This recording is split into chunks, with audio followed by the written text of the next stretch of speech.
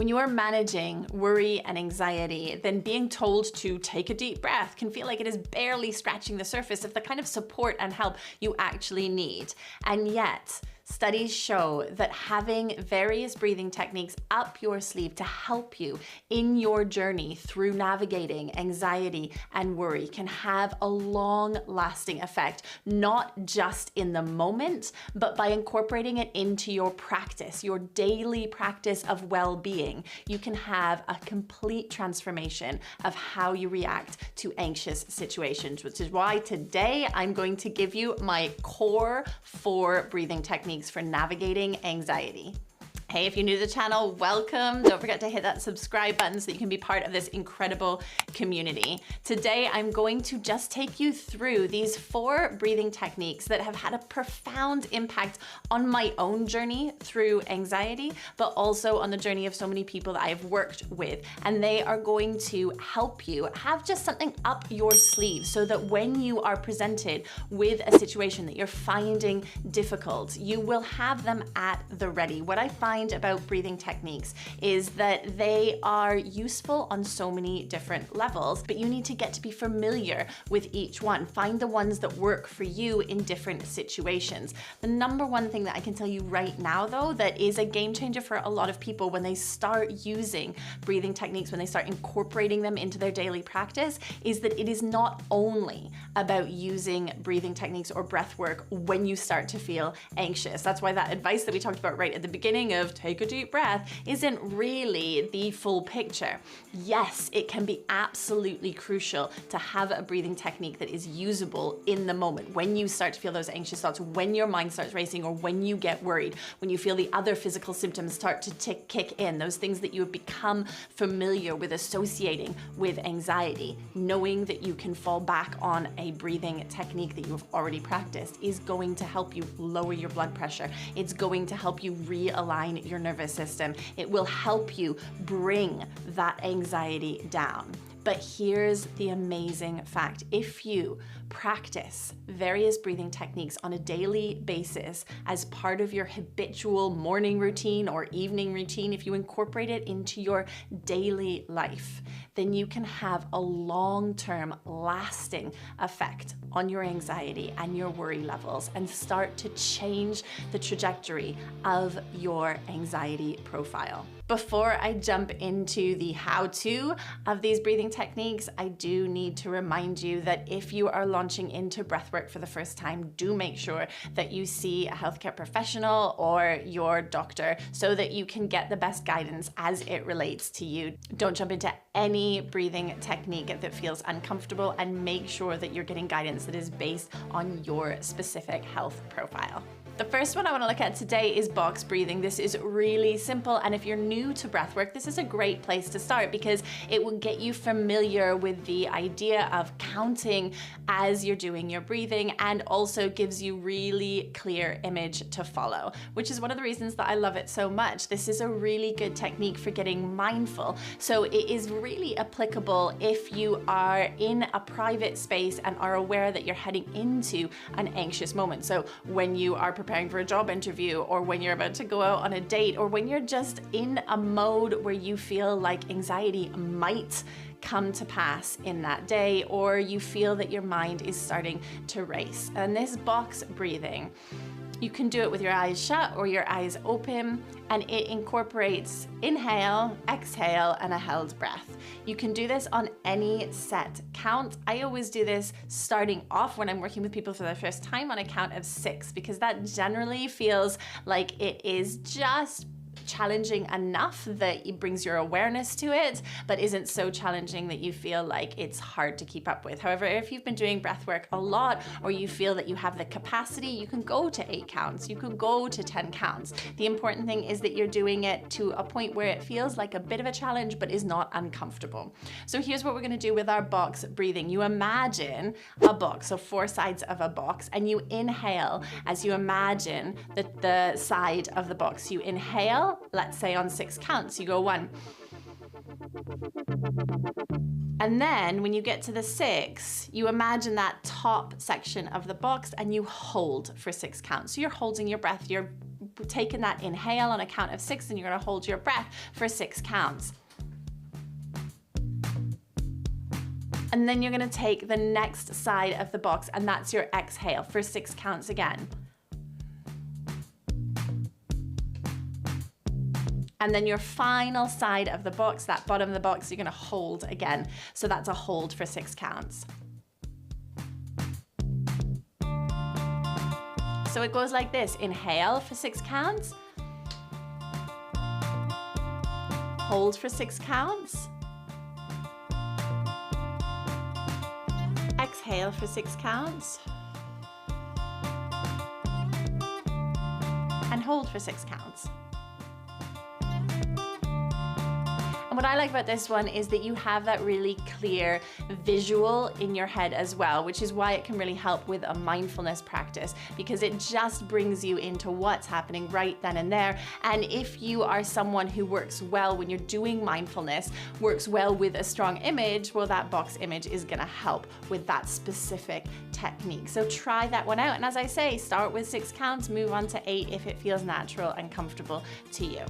The second breathing technique of my core 4 strategies right now is a beautiful one that I call candle breathing. And this is fantastic if you are feeling all of those symptoms of anxiety coming on or worry coming on, especially if you're feeling that fight flight thing. So if you've got that heart racing, if you're starting to feel sweaty, if your mouth is becoming dry, this is a really good one for centering that central nervous system and just allowing yourself to take a moment to pause. This one, you imagine that you've got a candle coming out, like a flame, like your finger is a candle, you're imagining a flame coming out of the top of your finger. And what you're gonna do is breathe out. You're gonna exhale and imagine that your exhale is causing that flame to just waver, but not to actually go out. This is again a really clear image that can help you just get control of that breathing. So you take an inhale in and then you breathe out, allowing that image to respond to your breath. So you're gonna imagine that flame is just wavering but never going out. It goes a little bit something like this.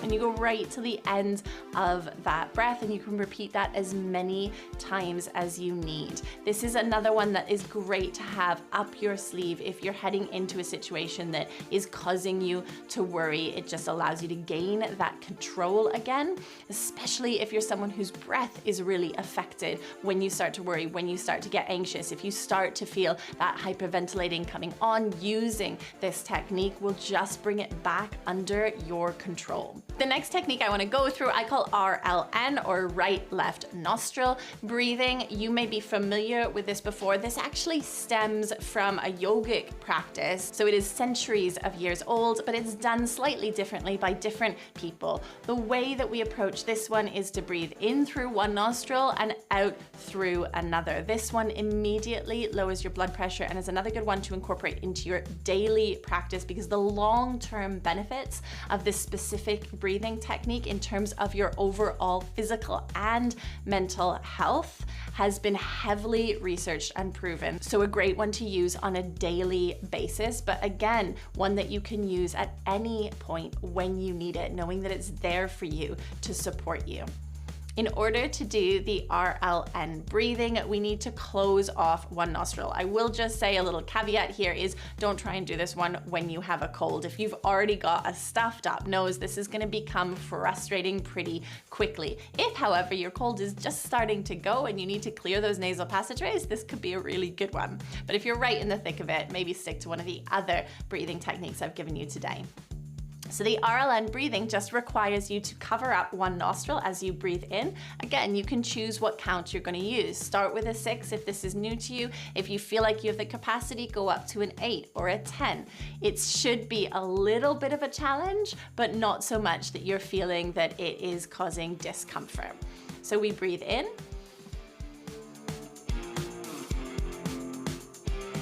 And breathe out. And breathe in.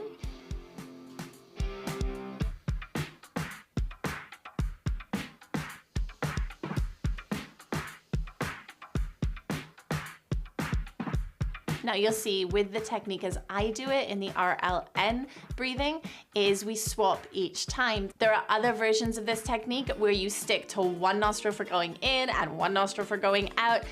Basically, you should do what feels comfortable to you, but understand that the health benefits here are really crucial. And by using this on a regular basis, you are going to feel the benefits in terms of your energy levels, in terms of your anxiety levels, really allowing you to find more balance in your life. The final breathing technique that I'm going to share with you today is my absolute #1 favorite, my go-to when I'm working with people as they are managing their anxiety, and my go-to for myself as well. And this is body-centered breathing.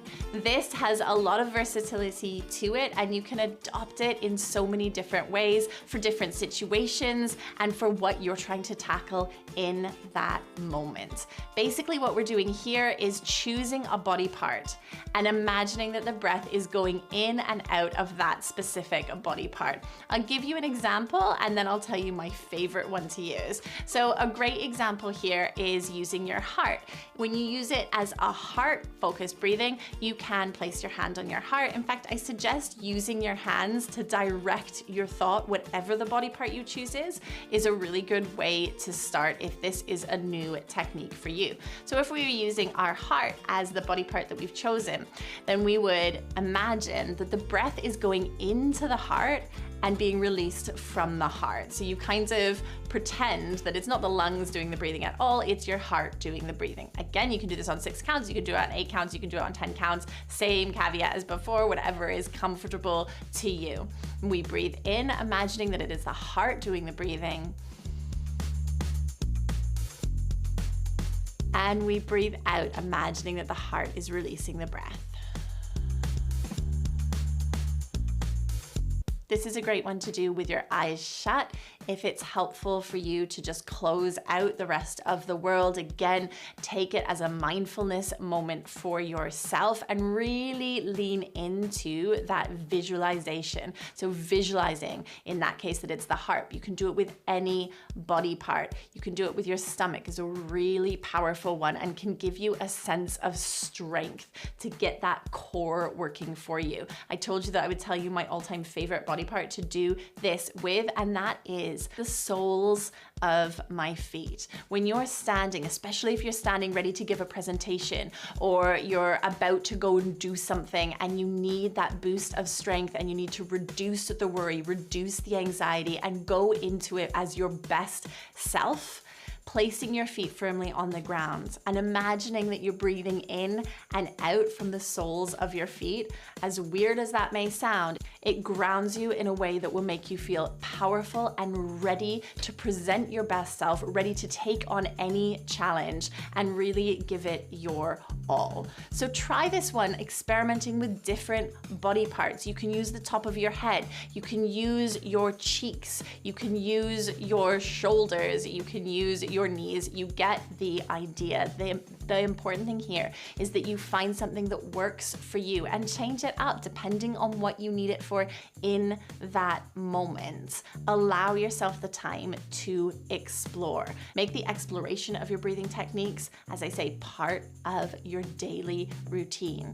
All of these techniques are going to find their way into your practice. You will find uses for each one. This is why it's the core 4, is because they can form the fundamental basis for which you begin to navigate your anxiety.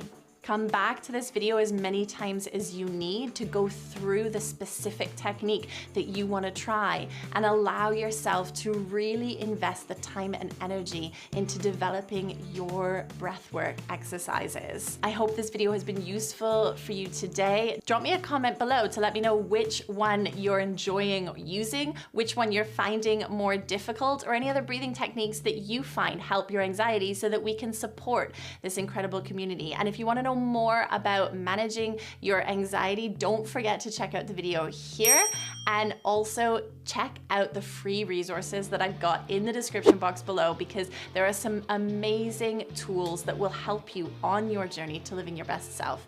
I'll see you again real soon.